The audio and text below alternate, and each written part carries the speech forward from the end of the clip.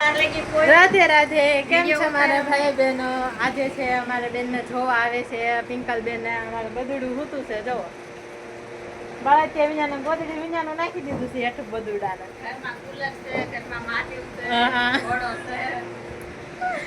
એવું બધું તો બધે જમવા હોય જ છે.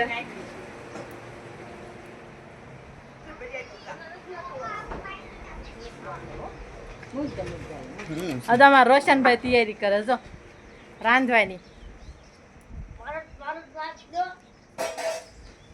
और आशीष भाई ने જોવા આવે છે છોકરી હારે લઈને આવવાના છે. અમાર બેન ને જોવા આવે છે પિંકલ બેન ને. વાળી સોળીને ઘર બર સાફ કરે. પૂર્વી બેન તમે તો તૈયાર થઈ જાવ. હાલ તને માથું ઓળવી દો સમજો. માથું ઓળે વિඥાન માં ધૂમકું રખડે. આટલું ગમતું ખાલી લોટ બાંધ્યું જો કેટલું લોટ બાંધ્યું છે.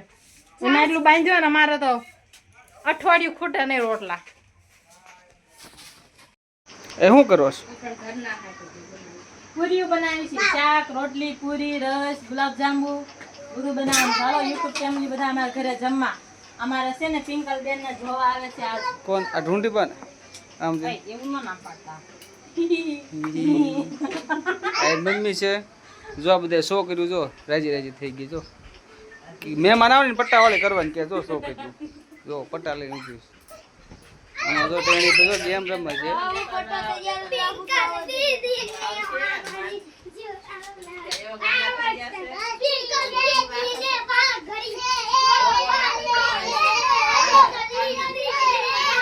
અને સાંભળો મારા યુટ્યુબ ફેમિલી વાળા જે લોકો જોવા આવ્યા હતા ને શું કે ખબર મારા છોકરાને કે સરકારીમાં નોકરી મળવાય નથી પણ કે કાગળિયા કે તણાઈ ગયા વરસાદ આવ્યો ને ખોટું બોલતાય નો આવડી લોકોને ખોટું બોલતાય તે એમ.